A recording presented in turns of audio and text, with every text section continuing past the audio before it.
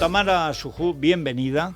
Tamara es abogada, es activista de los derechos humanos, dirige el Instituto Casla y en la Corte Penal Internacional está impulsando una causa extraordinariamente importante, porque estamos hablando de la vulneración sistemática y permanente de los derechos humanos, esos de los que dicen algunos que se ocupan, en la izquierda nadie y en la derecha pocos, y que sin embargo hay gente, pues como Tamara, que sigue en instancias internacionales hasta conseguir que por fin al menos se escuche estos casos. Tamara, ¿cómo está la situación en la Corte Internacional de La Haya?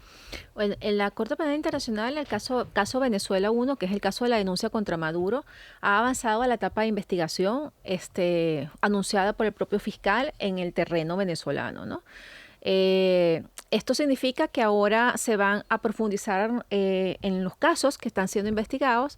La Corte Penal Internacional puede hacer visitas in situ, pide información al Estado, pide en qué estado están los casos, y hace 2 días se hizo público un comunicado donde se anunciaba que le daban al régimen 3 meses para decir en qué estado estaban las investigaciones, si habían investigaciones serias, por supuesto, no solamente contra lo que ellos quieren hacer ver que están haciendo supuestamente investigando injusticia con personal medio, bajo, en algunos casos donde ellos están diciendo que están haciendo justicia, no, sino contra los altos responsables, contra las personas que realmente son los que la Corte Penal Internacional va a juzgar el día de mañana. La Corte no juzga personas bajas, ¿no? Personas de bajo no nivel. El comisario, altos el matón, responsables. sino el que manda. Exacto, porque por supuesto la Corte Penal juzga la inducción, es decir, la represión planificada para que se cometan crímenes de lesa humanidad. Por eso es que van por los altos cargos, no por los cargos bajos, ¿no? Mucha gente piensa que en los países comunistas como Venezuela se vive en una especie de improvisación represora.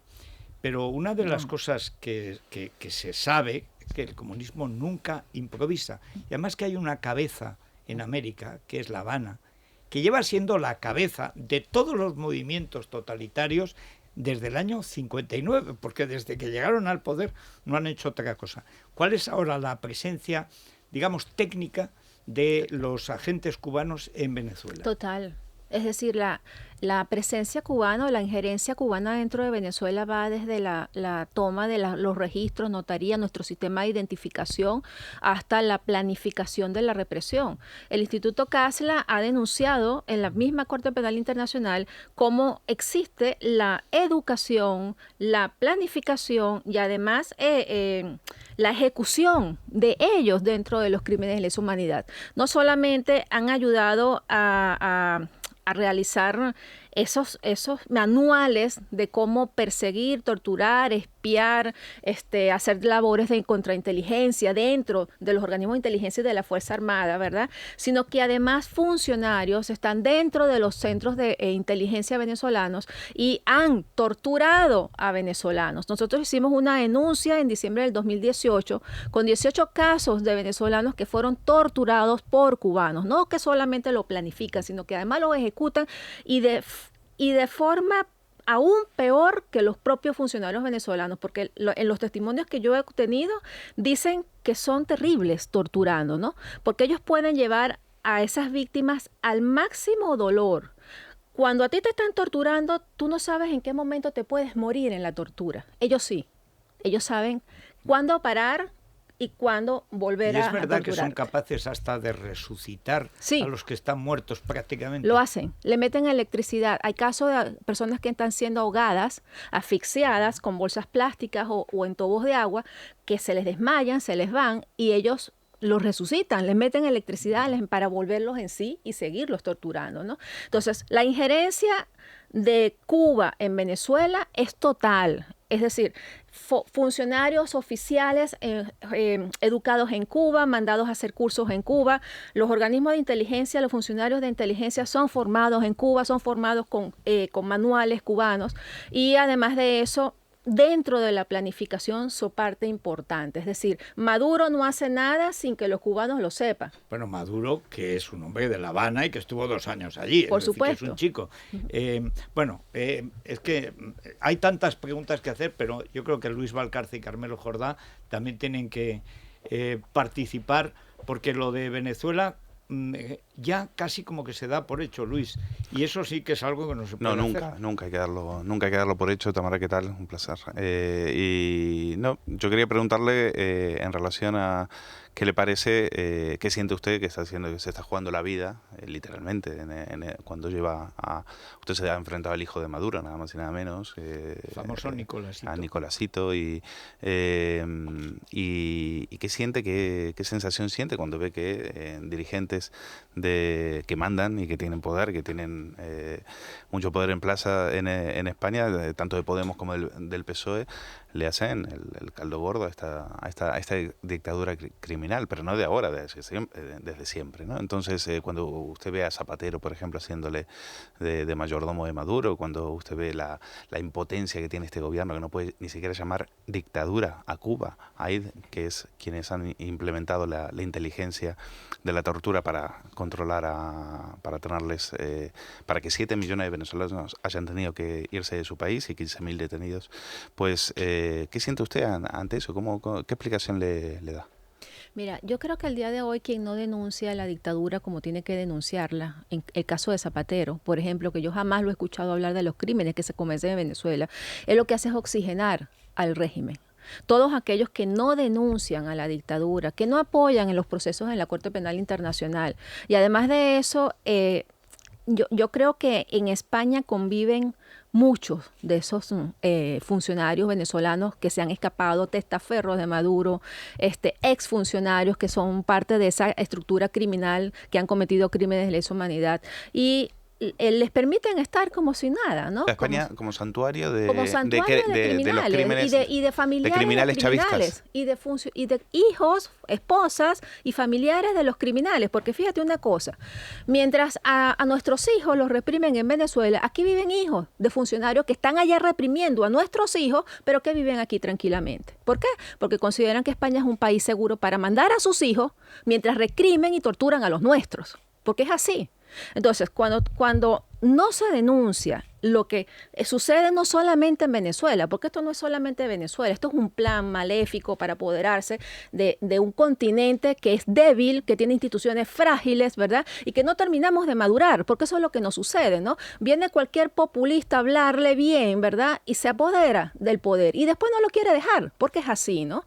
Entonces, el que no denuncia los crímenes de lesa humanidad en Cuba, en Nicaragua y en Venezuela es cómplice, así de sencillo. Es cómplice de los peores crímenes que los españoles se puedan imaginar.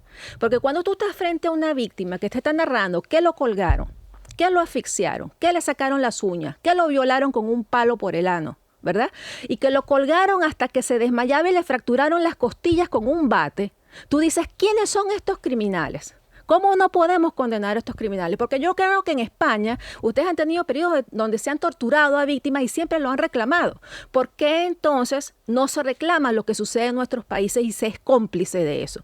Todo aquel que no denuncia es cómplice y oxigena la dictadura. Eso es lo que nos está pasando en América Latina. Porque al día de hoy, después de tanto dolor, después de que tú tienes a la Corte Penal Internacional diciéndole al mundo que tú estás abriendo una investigación porque se han cometido crímenes con consideración de la Corte, ¿por qué al día de hoy todavía países como por ejemplo Argentina y México son capaces de invitar a estos dictadores a sentarse en la mesa con ellos? Bueno, por las valijas. Por las valijas de dinero. Por la chequera, que ya no es tal, pero son favores que se deben. Es decir, el régimen de Chávez financió partidos, movimientos políticos, obras públicas en otros países que no las construyó en Venezuela, porque los venezolanos no les importaba, les importaba era comprar a la comunidad internacional y tenerla de su lado para lo que nos está sucediendo hoy. Es decir, hay periodos donde hay países que han estado a favor de estos procubanos, ¿verdad? Que están arriba y periodos que están abajo. Hoy en día ellos se sienten fortalecidos porque, bueno, han ido ganando terreno de nuevo, ¿no? Entonces, ¿qué sucede? Que ahora están pagando esos favores de Venezuela haber financiado todo, ¿no? Nosotros, ¿cómo es posible, por ejemplo, que se hayan financiado plantas eléctricas en Nicaragua cuando en Venezuela no hay luz? Hospitales en otros países, cuando en Venezuela los hospitales se están cayendo y los venezolanos se mueren todos los días por el sistema de salud, porque no existe el sistema de salud. 7 millones de venezolanos huyendo de una crisis humanitaria compleja, mientras Venezuela sigue financiando cosas en el exterior. Entonces, en detrimento de los venezolanos, más de 6 Plan Marshall ganó Venezuela en estos 20 años. Más del el dinero de 6 Plan Marshall. Imagínate qué sería Venezuela hoy en día si fueran invertidos, por lo menos en los venezolanos, para los venezolanos ese dinero. Entonces se enriquecen, se siguen enriqueciendo, ahora tienen el negocio de la criptomoneda, el del lavado del oro, el narcolavado, o sea, ellos siguen enriqueciéndose y los venezolanos siguen huyendo, porque es un grupito el que se mantiene en el poder, ostenta el poder por las armas, por los militares, por los grupos subversivos que los mantienen, por el dinero que los mantiene y por ese porcentaje de países en el mundo que son sus amigos que no lo denuncian. Han colocado sus peones. Por supuesto. El último en Chile, por ejemplo. Bueno, ya han pagado, además, y lo han pagado bien. Carmelo. Yo quería saber, tengo la curiosidad de saber cuántas denuncias documentadas se han presentado ya. Es decir, de cuántos casos concretos que sabemos con datos, con testimonios, con toda la información que seguro que tienen, y si están llegando nuevas denuncias. Y luego quería hacer una pregunta un poco más personal, pero realmente cuando la escucho hablar no dejo de pensar cómo supera uno, cómo pasa uno estar todo el día teniendo esos testimonios, escuchando esas cosas y sabiendo que le están haciendo eso a tus compatriotas. Mira, nosotros como instituto llevamos aproximadamente 700 incidencias. Son casos, momentos históricos, así lo llama la Corte, momentos históricos donde víctimas han sido... donde las personas han sido víctimas de esos crímenes, ¿no?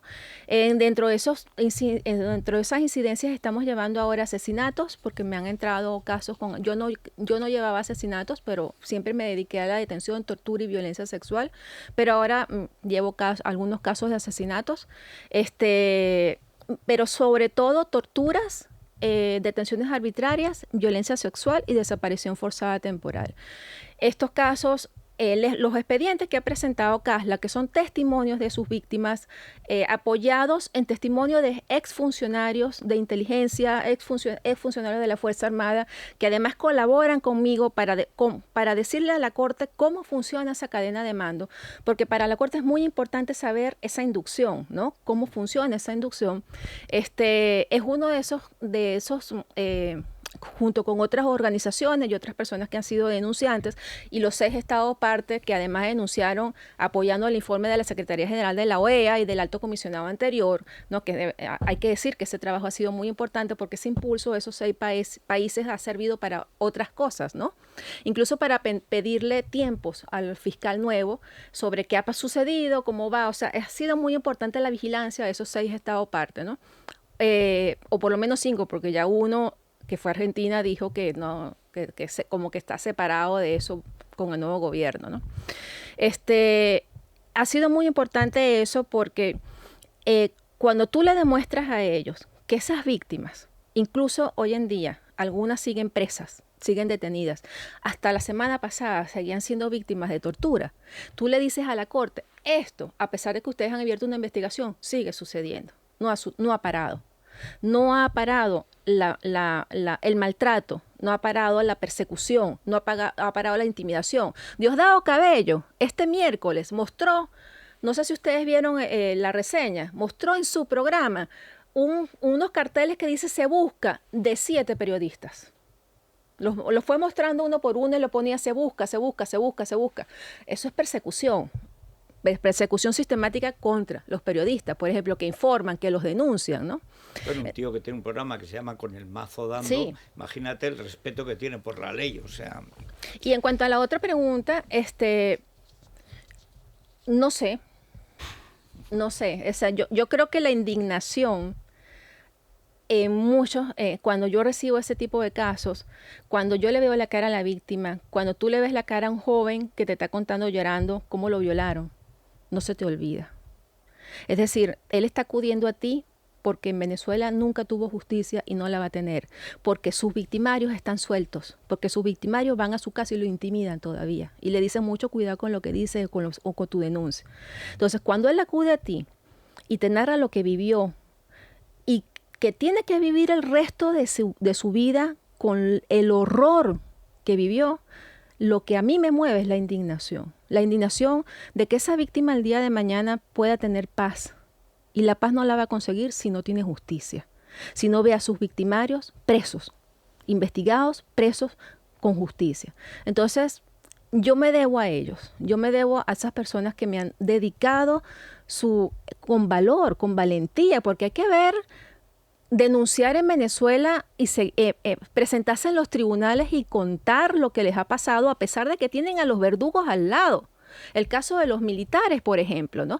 Imagínense ustedes el caso por ejemplo, de Acosta Arévalo, el militar que asesinaron con torturas, o el caso de los comandantes que han torturado terriblemente, generales a los que han incluso tratado de violar, los ponen a comer en el piso, generales. Yo no les estoy hablando de personal medio, les estoy hablando de generales, coroneles, que los han desnudado, que los han metido en la nevera, que los han metido en el cuartico de la muñeca, que los han guindado, los han asfixiado y los van y los presentan en los tribunales y al lado los llevan y les ponen a los torturadores. Torturadores que en el camino le han dicho, cuidado con lo que dices, porque te va a ir peor. Entonces, víctimas civiles, militares, mujeres. Yo tengo testimonio de niños desde los 13 años hasta los 70 años de edad que han sido torturados. Yo tengo el testimonio de un señor de 67 años que fue violado, un señor de 70 años. Entonces, me mueve la indignación y la justicia. Eso es lo que me mueve. Yo quiero que en mi país, el día que regrese el Estado de Derecho y volvamos a pensar en democracia, haya verdadera justicia. Porque sin verdadera justicia no va a haber paz. Es decir, nosotros no podemos pasar la página para tratar de llegar a pónganle ustedes, posibles elecciones para tratar de buscar salidas si no hay una verdadera justicia. Tamara, hay muchas llamadas de oyentes que quieren además preguntar cosas, etcétera. Cualquier persona, hay miles, decenas de miles de venezolanos que viven en España y muchos son víctimas y además tienen a los bolichicos haciendo ruido por la noche porque encima son muy mal educados. Estos millonarios, nuevos ricos suelen ser muy mal educados. ¿A qué dirección o a qué digamos correo, etcétera, pueden acudir para dar testimonio, para pedir ayuda, para ofrecer lo que nos estabas contando, casi su testamento vital, porque es gente que está casi muerta en vida? Sí. ¿Qué datos podemos dar para que te den sus datos o para que se les pueda ayudar? Para todas aquellas personas víctimas de crímenes de lesa humanidad, ¿no? Porque a mí me contactan también mucho por el tema de migración. La verdad es que eso no es mi tema, o sea, ni sé cómo funciona la migración en España, así que no me meto en eso, ¿no? Es tamarasuju96@gmail.com o tamarasuju@caslainstitute, termina en .org. A cualquiera de los dos me pueden escribir. Bueno, lo ponemos en Libertad Digital, pero Silvia, ¿por dónde van las llamadas de hoy? Bueno, pues esta charla con Tamara Asuju ha resultado muy interesante también para los oyentes. Ha servido además para encontrar parecidos más que razonables entre España y Venezuela. Tras la pausa, escuchamos esas preguntas y los comentarios. Es la mañana. Es radio. Vamos con los oyentes, Silvia. Vamos a escuchar las preguntas para Tamara Asuju y después lo prometido es deuda, lo avanzábamos a las 9. Terminamos con un testimonio que nos llega desde la frontera entre Ucrania y Rusia.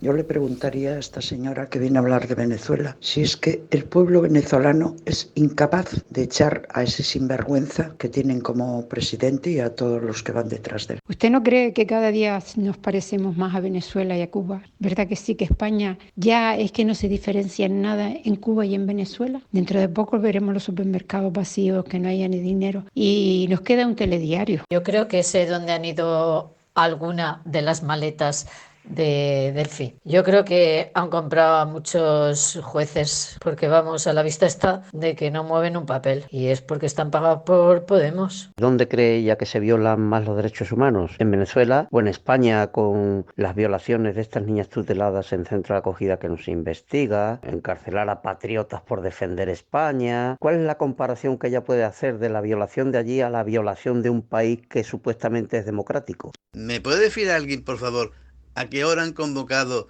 los del no a la guerra manifestaciones para protestar por este hecho tan ostentoso, como diría el señor Gil? Si hubiese sido la derecha, estarían ardiendo ya las calles con los del no a la guerra. Mi mujer es polaca y mi cuñado es militar, está ahora mismo en la frontera con Bielorrusia, y él mismo no me ha contado ahora estas navidades, cuando lo he visto, que lo tienen a él movilizado durante un mes en la frontera bielorrusa y que a su compañero de piso, que también es militar de otra unidad, lo han movilizado ya a la frontera con Ucrania, y que las indicaciones que tienen son de esperarse a incluso a ser atacados. O sea que en Polonia por lo menos están ya, tanto en la frontera con Bielorrusia como en la frontera con Ucrania, ya están preparados para cualquier cosa. Bueno, la verdad es que lo de Rusia no es más que un paso más, porque se trata de que países que se creían soberanos, como Ucrania que murió, 6 millones de personas murieron solo en una de las hambrunas. La primera, provocada por Lenin, son 5 millones de muertos. La de Stalin, 6 millones de muertos. De la primera no se acuerda nadie. Como murieron rusos, los ucranianos se acuerdan los ucranianos. Han querido ingresar en la OTAN y los invaden. Y lo que ha dicho Alemania y Francia heroicamente es que solo soluciones diplomáticas durísimas, como se les ocurra invadir, si ya están en Ucrania, si ya tienen 2 regiones. Es una cuestión asombrosa. Pero vamos a algunas de las cosas que planteaban los oyentes, Tamara. Esta semejanza tremenda que hay en los procesos, que empieza realmente en Venezuela, empieza además con la asesoría de Podemos de cambiar las constituciones. ¿Por qué está teniendo tan poca resistencia en las élites de los países iberoamericanos? Porque prácticamente todos, faltan Colombia, Brasil, que puede ganar Lula, bueno, ya México ya está echado a perder porque Obrador quiere ser el Bolívar soviético. ¿Qué está pasando con esas clases dirigentes que es evidente lo que está el modelo venezolano, cómo se está expandiendo? ¿Por qué no se hace nada o se hace poco? Mira, como te decía, es cíclico, ¿no? Yo lo que pienso es que estamos en el momento en que ellos están como que retomando el poder, ¿no?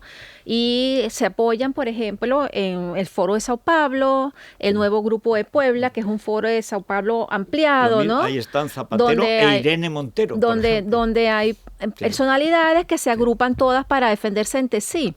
Y además de eso, tienen el apoyo económico de Venezuela, claro, ¿no? Entonces, cuando tú tienes dinero, tú tienes una ideología que defiende los derechos humanos de ellos cuando les conviene, ¿verdad? Porque los derechos humanos son uno solo. Quien defiende los derechos humanos y punto. No hay derechos humanos de derecha ni derechos humanos de izquierda. Hay derechos humanos, ¿no? Entonces, en el caso de ellos defienden incluso los derechos humanos de los criminales, porque entonces apoyan a los dictadores, ¿verdad? Y apoyan a esta gente que ha cometido crímenes de lesa humanidad. ¿Qué sucede? Que están envalentonados, ¿verdad? Porque están envalentonados porque, como te estaba diciendo antes, están en países en Iberoamérica que lamentablemente tienen instituciones frágiles. Cuando tú tienes instituciones frágiles y no tienes clara idea de cómo fortalecerlas en la época en la que tú estás gobernando, un presidente democrático que gobierna para todos, fortalecer esas instituciones, entonces sucede lo que está sucediendo. Tienes un sistema judicial donde están ellos, donde tienen sus jueces, donde tienen sus fiscales, ¿verdad? Se han apoderado de eso, después se apoderan del Congreso, de la Asamblea Nacional. Sucede lo que sucede, que empiezan a tener las mayorías, empiezan a hacer las leyes que quieren, aprobar las leyes que quieren y apoderarse de esa manera del control institucional. Una vez que tú controlas las instituciones, vas por la población, vas a controlar la población. Me preguntaba una oyente que por qué los venezolanos al día de hoy nos dejamos o tenemos no hacemos nada por sacar a esto. No, tenemos 20 años tratando de sacar a Maduro. Son 20 años donde... Déjame añadir una cosa. El único caso de iglesia decente que se conoce ha sido la iglesia venezolana, que estuvo contra Maduro y contra Hugo Chávez desde el principio. Que es un caso único dentro del penoso estado de las iglesias iberoamericanas. Nosotros salimos desde el primer momento. Mire, de la primera marcha que se hizo en Venezuela fue contra la ley de educación que Chávez quería reformar para ideologizar a nuestros muchachos, que fue en el 2001. Desde el 2001 millones de venezolanos han salido a la calle, a millones de venezolanos nos han perseguido, nos han echado gas, nos han echado plomo, ¿verdad? Hay muertos, miles de detenidos, más de 15.000 detenidos, detenciones arbitrarias ha tenido Venezuela en este periodo de Maduro, donde esas 15.000 detenciones arbitrarias, esas personas están sometidas a juicios que están en el aire. Es decir, no pueden hacer nada porque enseguida le activan el proceso judicial. Cuando usted tiene hijos, adolescentes, que han salido a la calle y se los han matado, se los han herido, porque es que no hablamos, solamente recordamos a los que han asesinado, pero hay miles de heridos que han quedado cuadrapescos, que les han sacado los ojos, ¿verdad? O que han quedado con algún defecto físico porque fueron baleados. Pero esas cifras no entran, ¿verdad? Pero cuando usted tiene y usted ve que esos asesinatos han quedado impunes, que el hijo de un vecino o que el hijo de que un sobrino quedó mal físicamente porque fue baleado, usted no permite, o si usted puede, hace lo que han hecho los venezolanos, que es sacar a sus hijos de Venezuela, porque no quiere que se los maten, porque no quiere que sigan protestando en la calle contra un tirano que es capaz de asesinar. Es que no lo entendemos. Es que Maduro y su estructura criminal ha asesinado a jóvenes, a manifestantes, a mujeres, a hombres, los ha encarcelado, los ha torturado. No es que no salimos a la calle, es que tienen un sistema tan cruel, tan vil y tan criminal, que todo el que sale a protestar va preso, va muerto o se tiene que ir al exilio. Entonces son 20 años de aprendizaje. Y hoy en día salir a la calle es salir a jugártela, sin saber que si regresa a la casa, ¿no? Venezuela se ha convertido en un país de padres sin hijos y abuelos sin nietos, porque la gente quiere proteger a sus hijos de que no se los maten en la calle. Entonces es muy fácil decir por qué no salen a protestar. Es que ya ahora... Es muy fácil decir desde el salón de tu casa viendo la tele, y porque hay gente, primero, que no entiende lo que es el comunismo, luego que no sabe lo que está pasando en América, claro, desde que Hugo Chávez llegó al poder, claro, porque es desde que llegó al poder, desde que le dejaron llegar al poder. Y además señoritos muy pintiparados de Caracas que dijeron, bueno, vamos a perdonarle, le ha dado un golpe de Estado, solo hay 600 muertos, vamos a dejarlo, porque esto viene porque hay una burguesía criminal que está dejando en Chile, en Argentina, en Venezuela, en Perú, en Bolivia, que los criminales manden para quedar bien con los pobres de los medios. Y porque las imágenes de esos asesinatos, de esas matanzas a plena luz del día en las calles, que las vimos en Nicaragua en el 2014, las vimos en Cuba en las últimas, en el año pasado, y las hemos visto durante años en Venezuela, no han salido en los telediarios. Aquí no se ha contado. Esas imágenes es como que no han existido. Entonces la gente dice, ¿y por qué no salen a la calle? ¿Cómo? Porque no te lo han contado. No te han contado que cientos de hijos... Es que creen que no salen porque no salen en la televisión. Les acribillaban a un metro de distancia. A un metro de distancia. Fíjate una cosa, una de los patrones que se convirtió en patrones, en el año 2017 y que ya había sido anteriormente en el 2014, fue dispararle a los muchachos en los ojos. Dispararle balas ¿cómo se dice? Balines, sí. ¿Verdad? Pero algunos tiros, ¿no? De balas de verdad, pero balines en el rostro, ¿no? Y por ejemplo, en el estado Mérida, en el año 2017, en un periodo de 2-3 meses, hubo más de 20 jóvenes que perdieron un ojo o los dos. Por ejemplo, o les disparaban en las caderas, en la cintura o en las piernas. Hay muchachos que se están recuperando todavía, aprendiendo a caminar de nuevo, porque le disparaban balas de verdad en las piernas para que no corrieran. Así son. O sea, ellos... Nosotros estamos elaborando el informe de este año de CASLA sobre crímenes de lesa humanidad, que lo vamos a llamar, ¿cómo es que es? Licencia para matar. Los organismos de seguridad, de inteligencia, tuvieron en un momento, durante las grandes protestas, licencia para matar. Y entonces, por supuesto que no lo saben aquí, por supuesto que no lo saben en Europa. ¿Por qué? Porque, yo pienso que cada región tiene sus propios problemas, ¿no? Pero Venezuela, en este momento, ha demostrado ser el problema de punta de lanza para América Latina, porque fue quien financió, es quien sigue financiando, es quien sigue manipulando a todos los países que son sus amigos, ¿verdad? Que no terminan de decidir o definirse sobre qué es democracia y qué es dictadura, y cuándo decir que un Estado es democrático y cuándo decir que un Estado es una dictadura, ¿verdad? Y no llevarnos a procesos falsos, como por ejemplo el famoso diálogo en México, pues donde nos tienen atontados, ¿verdad? Porque ellos piensan que el dictador se va a sentar en México a decirles que sí. No necesita sentarse en México. ¿Y saben por qué no necesita sentarse en México? Porque está comodísimo. Claro. Está cómodo.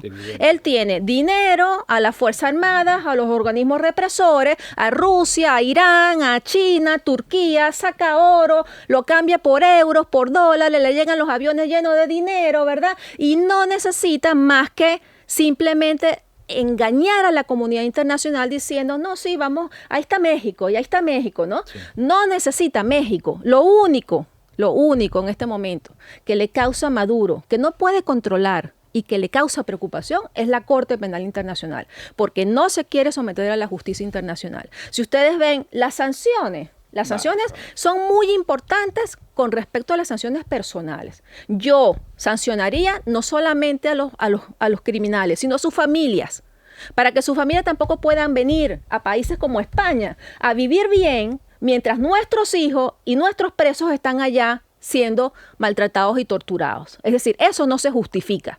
Yo no justificaría que aquí vivieran hijos de militares que reprimen en Venezuela y aquí los hijos viven tranquilos sin que nadie se meta con ellos. No lo aceptaría, por ejemplo. Entonces, sanciones personales, más sanciones personales. Pero en Europa y en Estados Unidos, por ejemplo, ¿no? Pero el tema de la Corte no lo controla. Entonces, ¿qué pasa con esta denuncia que yo tengo aquí en España? Muy claro, es que es muy claro. Primero, intimidación. Bueno, es que hay que decir que el bufete del multimillonario corrupto Garzón, expulsado de la justicia por prevaricación y verdadero amo de la justicia, gracias a su señora, fiscal general del Estado, ha puesto una denuncia contra esta señora de parte de Nicolásito Maduro, que es la corrupción del padre, pero ya en caricatura. Es la misma estructura criminal. De Baltasar Garzón Real, es decir, de Dolores Delgado. Se me fue lo que es por intimidar, no pueden hacer nada. Esta mujer está defendiendo la libertad y los derechos humanos. Es para intimidar, fastidiar. Sabemos que estás ahí, no te creas que la mafia. Ocuparte, o sea, distraerte, ¿verdad? Además, yo creo que es ejemplarizante para quienes estamos denunciando. Es decir, yo creo que yo soy como que el experimento, ¿no? De ver cómo se va a reaccionar, si me van a coaccionar, si me van a intimidar, si me van a callar. Y les digo que no. Es decir, bienvenido entonces, ¿no? Si va a haber un proceso legal de penalización, de penal, ¿verdad? Tampoco, montan el numerito y luego se dan marcha atrás. Pero fíjate una cosa, Federico, no solamente es exponer el tema de los crímenes de lesa humanidad en la Corte Penal Internacional, que son muy precisos, sino también hay que denunciar la mafia, porque ellos son una estructura mafiosa, claro, que trafica con droga, que trafica con nuestras riquezas. Ellos se enriquecen y nuestros venezolanos, nuestros niños siguen muriendo por falta de tratamientos médicos, mientras ellos se siguen llenando los bolsillos con el tráfico del oro, por ejemplo, en Europa. Sí. Por ejemplo, el tráfico del coltán, ¿no? Sí. O sea, yo digo que, ¿por qué la comunidad internacional sigue siendo cómplice en ese sentido? Pues por lo que acabas de contar. Por lo que acabas de contar. Bueno, Tamara, por supuesto nosotros ya sabes que estamos para lo que haga falta en esta cuestión, porque no es solo un problema de Venezuela, es un problema primero es de la humanidad y luego afecta muy directamente a España. Primero, porque esta es la cabeza de playa de la mafia. Es aquí donde está cómoda la mafia. Y desde luego esa mafia es enemiga de España y de sus libertades también. En todo caso, bueno, enhorabuena por tu trabajo, que haya mucha suerte y por supuesto ya sabes que en este grupo, en OK Diario, en los medios españoles, que estamos contra la dictadura comunista en España, que existe en muchos ámbitos, por supuesto estamos a favor de la libertad en Venezuela. Bueno, enhorabuena y mucho ánimo, Tamara. Muchas gracias. Gracias a ustedes. Una pausa. Una pausa. Es la mañana de Federico, con Federico Jiménez Los Santos. Libertad Digital Televisión sigue creciendo. Ya puedes vernos en nuestras nuevas demarcaciones de Alcobendas, Alcalá de Henares, Fuenlabrada y Collado Villalba. Y por supuesto, en Madrid. Si aún no nos ve, resintonice su televisor y podrá disfrutar de todo nuestro contenido. Programas exclusivos, tertulias, cine, ocio. No lo dude. Empiece a disfrutar de una televisión diferente.